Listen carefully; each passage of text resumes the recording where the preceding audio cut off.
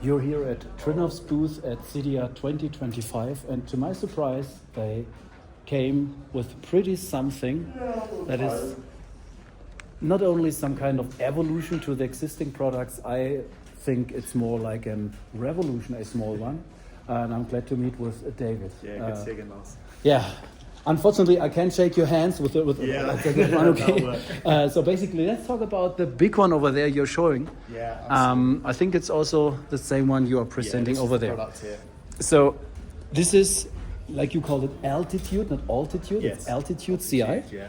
And just upfront, price will be 8,000 euros plus VAT. Yes. Yeah.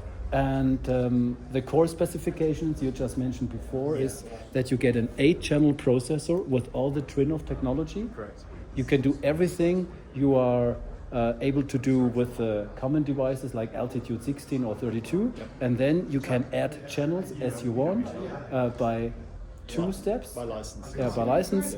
And you can select whether you want these ones being reproducible with analog or digital.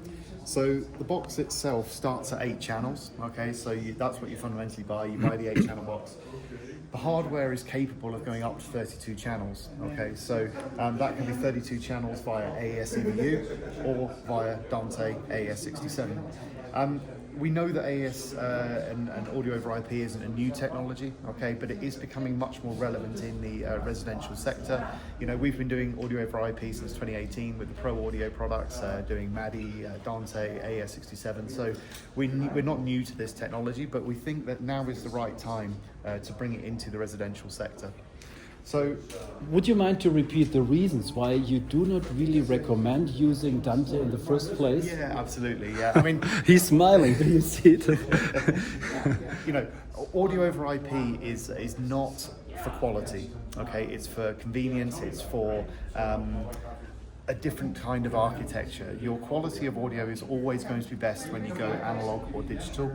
Yes, AES67 and Dante is a digital connection using the Ethernet and the Ethernet network, but all of the content has to be sample rate converted. Whether it's 48 kilohertz, it has to be resampled.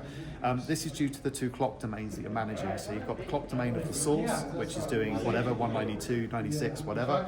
But then you've got to reclock to the audio network, and the audio network is where that is typically going to be set at 48 kilohertz. With audio over IP, there is no sample rate conversion. Okay, there is no sample rate changes either. So everything has to be sample rate converted. And because you're managing 2 clock domains, it's not just the sample rate, it's also the timing. The timing is absolutely crucial.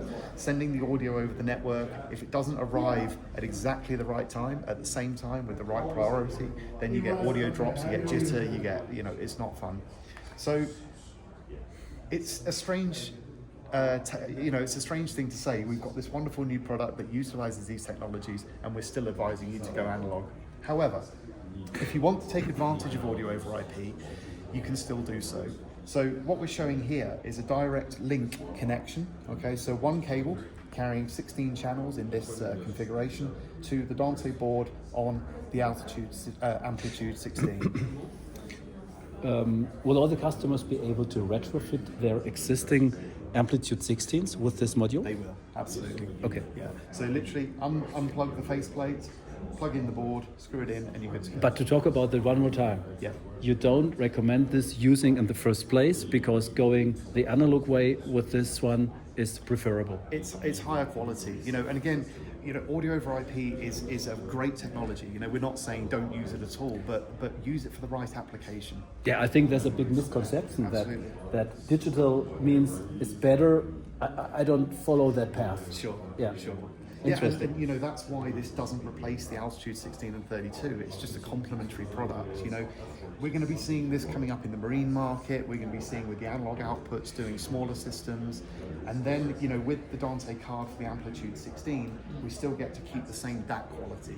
Okay, so obviously the DACs are in the surround processor typically, right?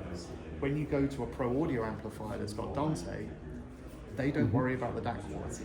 Yeah, they're just doing a link connection for Dante. We use the same ESS Saber DACs on the Dante board here that we use on the analog output. So we're maintaining the quality like for like. Let's do some math about this. Sure. Considering that an Altitude 16 is approximately 15 grand. Yep. And this one is at 8. Yes. And you pay 1 grand for 2 channels additionally. Yep. You end up saving some money by buying this one with 16 channels compared to the Altitude 16. Yep.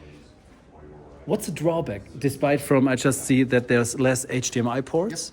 Yep. What's the drawback on this product? Because there wouldn't be any reason rather than those guys who need more HDMI ports, because you're more flexible in all those analog outputs. You can extend it, which an Altitude 16 doesn't allow. So basically, there is not much reason to get an Altitude 16 right now anymore.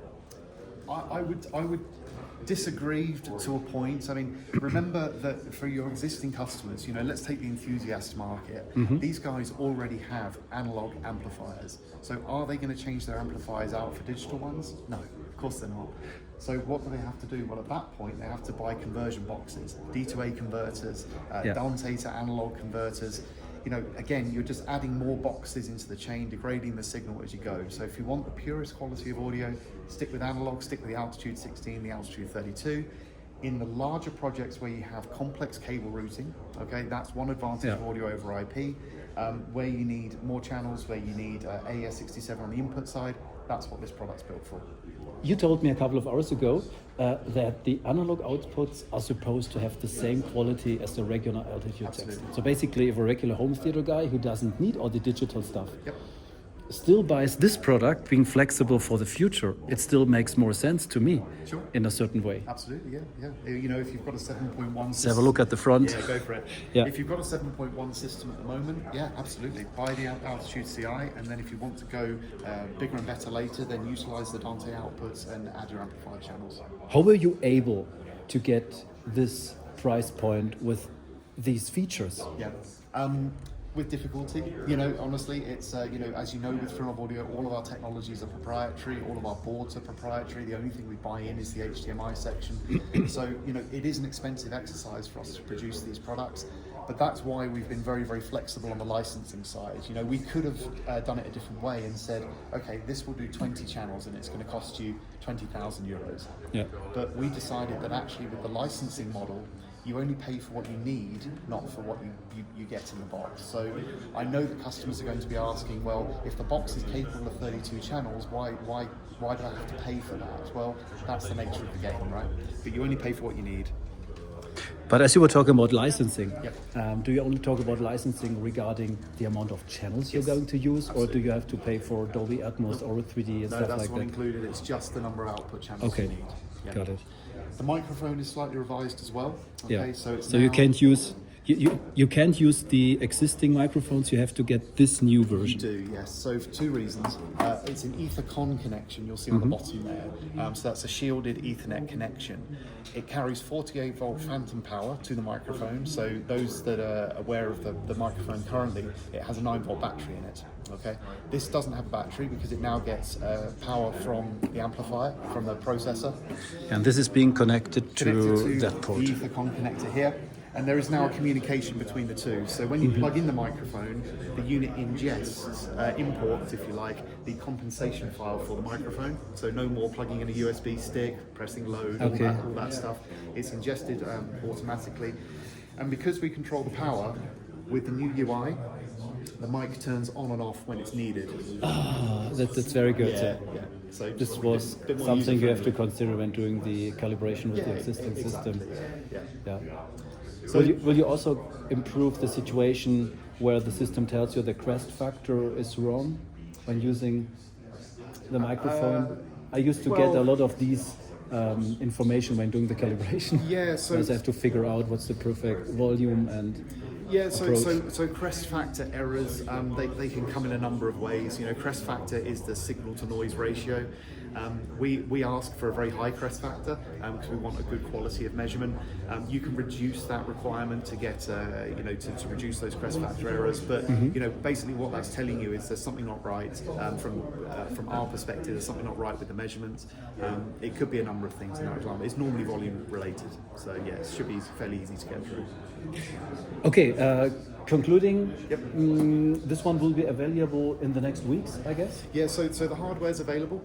We're just waiting for the recertification of all the codecs. So that's with Dolby, with DTS and Auro at the moment. So we hope by sort of middle to end of November that should all be done, and then we can start shipping the products to market. In terms of processing power and delay, which is being produced by the audio section, is there any difference? It's the same. It's all the same. So we've got a same PC architecture in here. Okay, so we've got a new TAC board, which is the Trinnov Audio Core. That's a new generation board, the same that we use in the Nova, but it is still tied to a PC.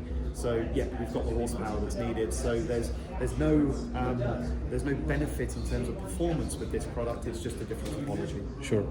And you don't plan to release a silver or white version right yet? No. I guess if we get it requested enough, then it's something we could consider. Keep commenting down below. Yeah, exactly. Yeah. And by the way, we just talked about it earlier.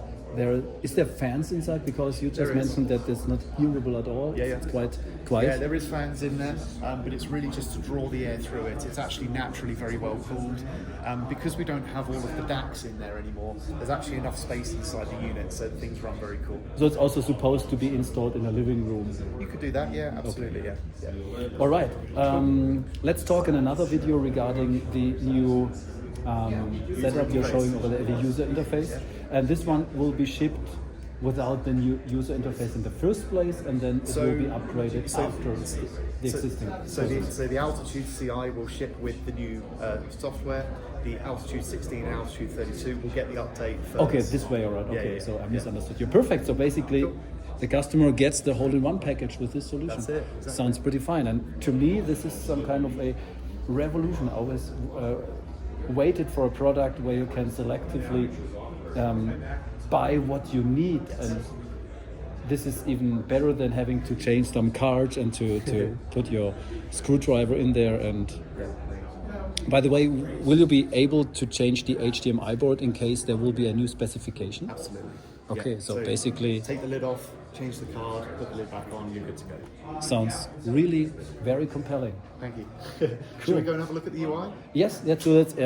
You see this in the next video. Sure.